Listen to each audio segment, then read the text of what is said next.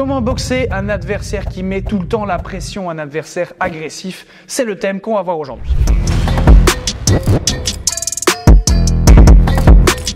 Vous nous avez demandé ce thème en commentaire et merci de l'avoir fait. N'hésitez pas à nous donner les thèmes que vous souhaitez voir sur la chaîne. Nous, on sera un plaisir de se munir de coach comme coach Amir qui va nous présenter aujourd'hui le thème du jour. Alors, aujourd'hui déjà, on a eu un commentaire justement sur comment boxer quelqu'un qui met de la pression, quelqu'un qui est agressif. Alors, juste pour répondre par rapport à la vidéo précédente, c'est pas forcément quelqu'un de plus petit, ça peut être quelqu'un de la même taille que toi au final, mais qui te met la pression, qui avance constamment. Ça va?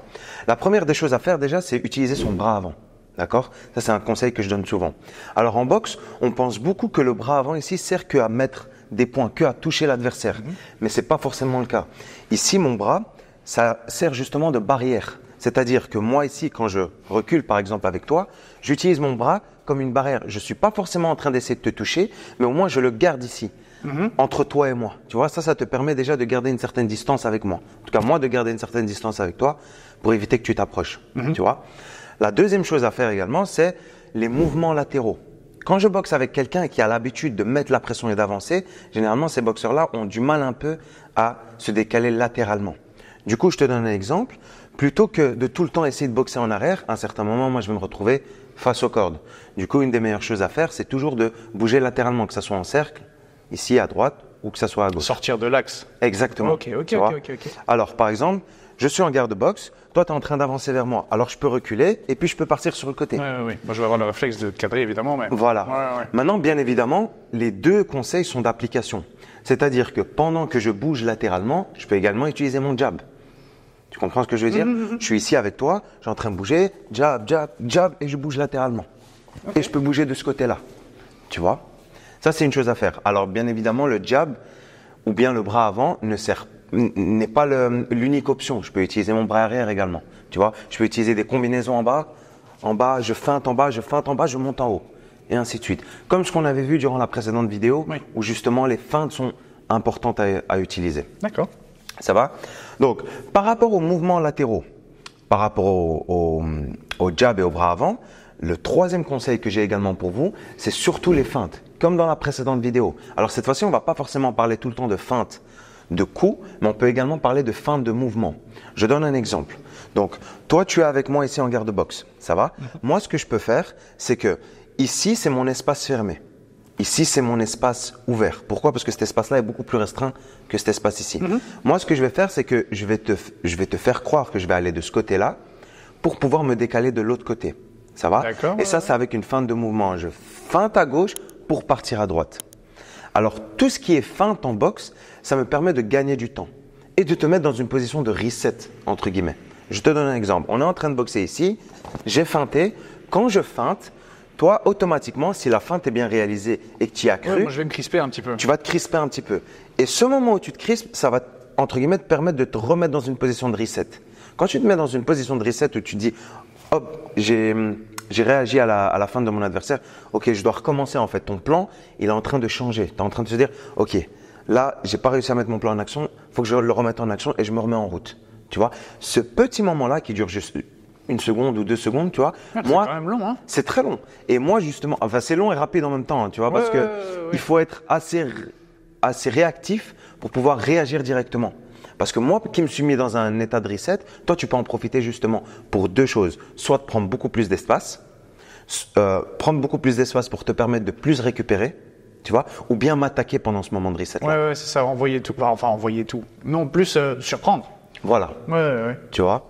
Et ces feintes-là, que ce soit pour les mouvements ou que ce soit pour les coups, c'est la même chose. Je suis en train de boxer avec toi, je feinte par là pour partir par là.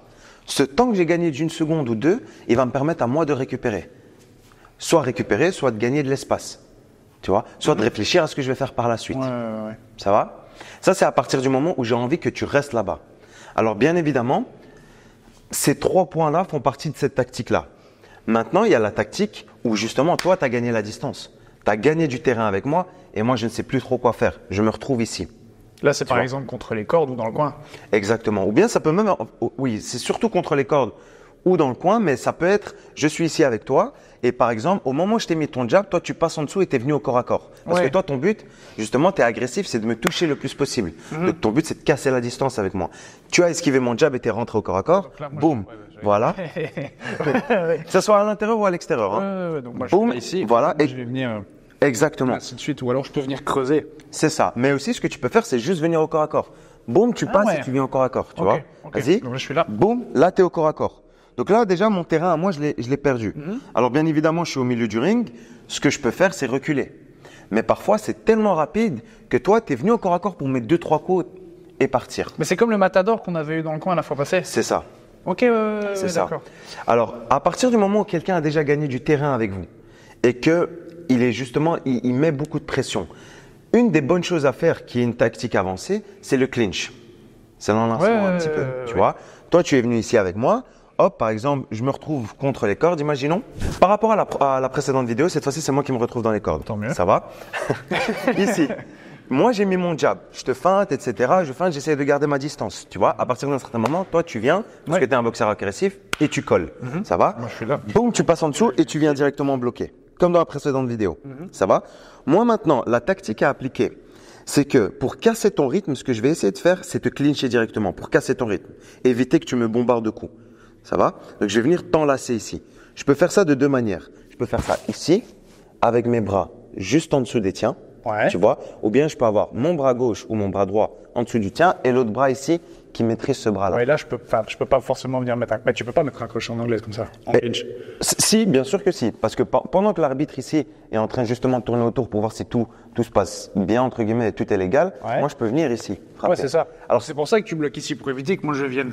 Oui, exactement. Ouais, c'est ça. Maintenant, moi ici, bien évidemment, les coups que je vais mettre ici, ils vont pas forcément être impactants. Ouais. Tu vois? Mais moi, mon but, c'est juste de casser ton rythme. Tu vois? Alors, quand j'ai mes deux bras ici, également sur toi. Toi, tu as ton poids sur moi. Un petit peu. Voilà.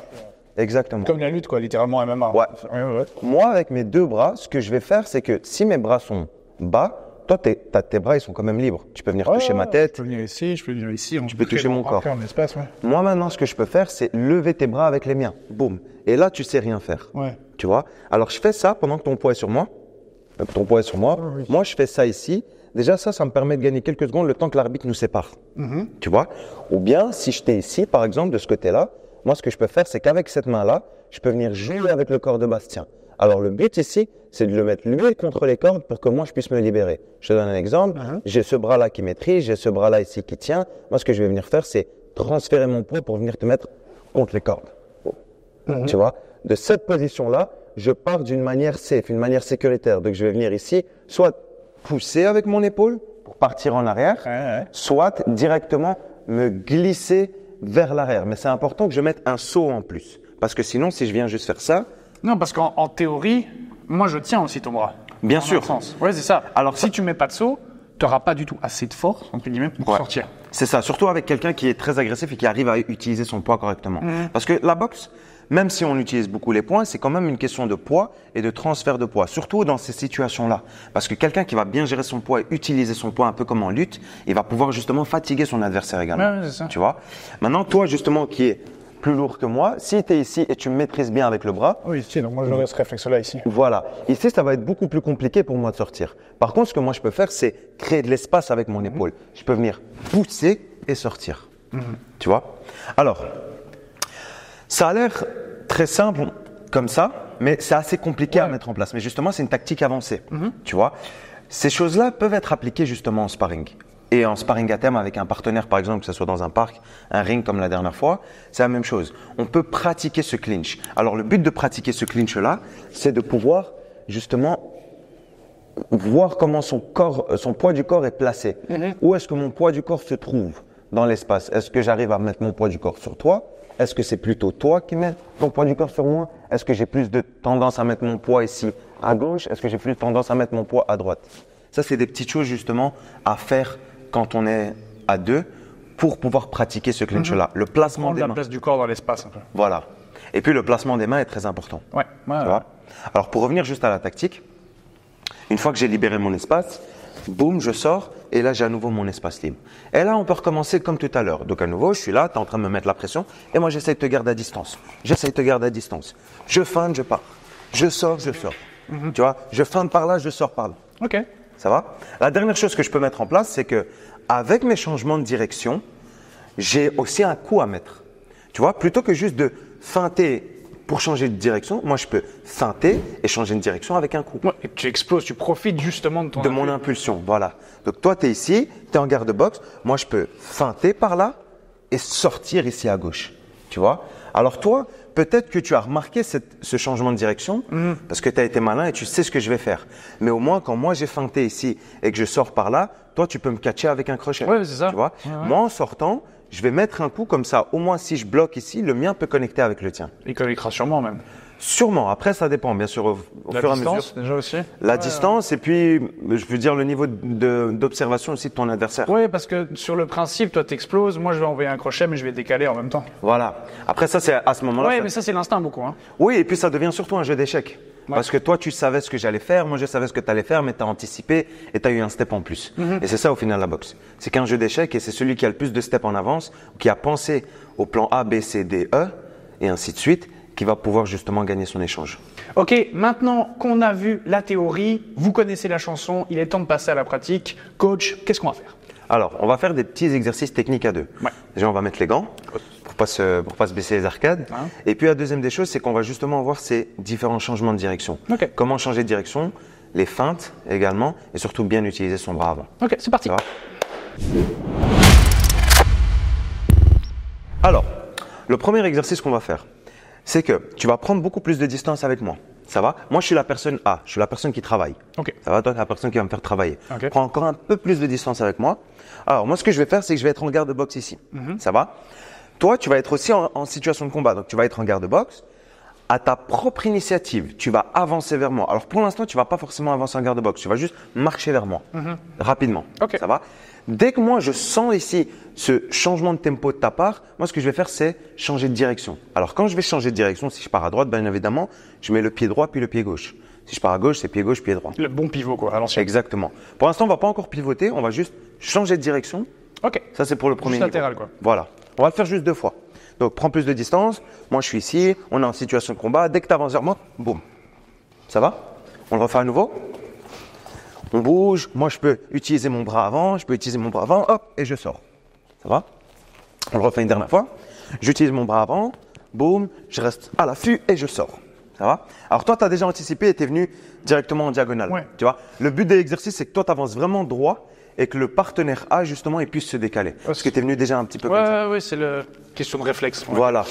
Maintenant, la deuxième des choses, c'est que je peux feinter justement. C'est-à-dire, tu prends plus de distance. Alors, bien évidemment, tout ce qui est question de vitesse ici, en termes d'exécution, c'est à vous de voir avec votre partenaire. Quelqu'un qui est débutant, tu vas pas avancer aussi vite, par exemple. Ouais, Quelqu'un qui est plus avancé, bien évidemment, tu pourras utiliser cette vitesse. Ok. Tout dépend aussi du niveau des partenaires et des personnes qui travaillent. Du coup, on va faire la même chose. Maintenant, plutôt que de venir juste faire un changement de direction, on va feinter à gauche pour aller à droite, ou bien feinter à droite pour aller à gauche. Donc, on va feinter un changement de direction pour aller dans la direction opposée. Ça va? Ce qui est important ici, c'est que moi, je sois beaucoup plus rapide. Parce que là, ça va me demander beaucoup plus de temps. Tu vois? Et il faut que je sois précis dans ma feinte. Il faut que je te fasse, enfin, il faut que tu y crois au final. Il faut pas que je te fasse juste ça pour partir. Non, il faut vraiment que je te feinte avec mes jambes pour partir de l'autre côté. Tu vois? Moi, j'avance toujours tout droit, quoi qu'il arrive. Tu avances toujours tout droit. Voilà. Ok. Par contre, quand tu avances tout droit, pense à juste marcher. Ok. Ça va? Ça va. C'est la première étape au final. tu vois. Non, c'est. Donc, on est ici. Moi, je bouge, j'observe. Boum, boum. Ça va? Deuxième chose. Toi, maintenant, même si tu es le partenaire B qui ne travaille pas forcément, essaie quand même d'avancer en garde. Ok. C'est juste pour que tu puisses prendre des meilleures habitudes. Ça va. Ça va? Je bouge, hop, hop, je feinte, je sors. Ça va? Quand je sors, au final, il y a un petit saut. Ouais. Alors, soit je peux sortir pied gauche, pied droit, soit je peux sortir avec une impulsion, les deux pieds plus ou moins en même temps, qui touchent le sol. Exactement. C'est ça. Ça va? Alors ça, c'est le deuxième niveau. Maintenant, le troisième niveau, c'est de pouvoir sortir avec un coup. Ouais. Donc moi, je vais feinter mon changement de direction, mais en sortant de l'autre côté, je mets mon bras opposé. Ça va? Ok. Donc là, par exemple, tu vas être là, toujours le même exercice. Ce que je vais faire, c'est que je vais feinter à gauche, d'accord? Pour sortir à droite, mais avec mon jab. Boum. Ok. Ça va? D'où la garde, du coup, parce que sinon, c'est Voilà. moins drôle. Donc, on va le faire au ralenti pour que les spectateurs puissent voir correctement. Je bouge, je travaille mes jabs, je feinte. 1, 2. Alors, tu vois là, mon bras, il était tendu parce que le timing était bon. Tu vois. Maintenant, si je te touche pas, ça veut dire que j'y étais trop tôt. Si maintenant, à partir du moment où tu viens et que je me suis retrouvé en sortant un peu plus, ici, c'est que justement le timing, il était entre guillemets, j'ai lancé mon coup un peu tard. Tu vois. On va le faire de l'autre côté. Donc, je vais feinter à droite pour aller à gauche, pour un peu plus de distance avec moi. On est ici. Boum, boum, boum. Ça va? Là, j'ai utilisé des directs. Ça peut être des uppercuts, des crochets. Bien sûr. D'accord? Maintenant, la dernière des choses à faire, c'est de se repositionner. Du coup, moi, je t'ai mis mon coup. Mais si on était contre les cordes, je me retrouve toujours contre les cordes. Du coup, ce que j'ai besoin, c'est de me repositionner avec mes jambes. Soit de partir en pas chassé pour reprendre le centre du ring. D'accord? Soit, par exemple, me positionner en pivot pour faire ce qu'on appelle une deuxième attaque. Ça va? On va le faire par exemple contre les cordes du ring. Pour le positionnement, moi ce que je vais faire, c'est que je vais feinter un changement de direction à droite pour aller à gauche, toujours avec mon bras droit. Après, je vais te montrer comment se positionner. Donc, on fera un petit arrêt et je te montre comment je vais me positionner ici. Ça va? Donc, tu prends de la distance avec moi, je bouge, je te garde à distance, je feinte, je feinte, boum, boum. Une fois ici que je suis sorti, j'ai deux options. Soit je pars en pas chassé. Et là, j'ai marqué mon point, je suis sorti, je pense à récupérer. Ou bien je pense à reprendre le centre du ring. Ça va? Ça, c'est une chose. Là, j'étais plutôt dans un style défensif.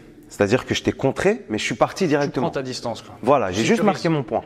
Ok. Ça va? Ouais. Maintenant, la deuxième des choses que je peux faire, également toujours avec un partenaire, c'est qu'on est en train de boxer, bouge à ta propre initiative. 1, 2.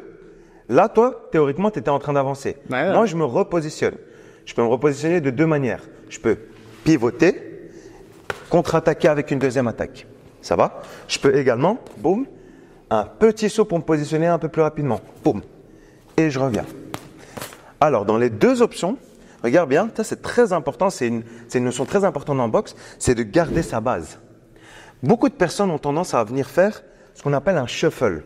Et ça, un shuffle ici, c'est tac, et puis on met le pied droit et le pied gauche pour venir se positionner. Le problème de ça ici, c'est que s'il y a un coup qui vient en même temps, pendant que j'ai fait boum, je viens ici et qu'il y a un coup, pendant que j'ai fait mon shuffle, moi je suis un peu foutu parce que ce que j'ai fait, c'est que j'ai écourté ma base ici.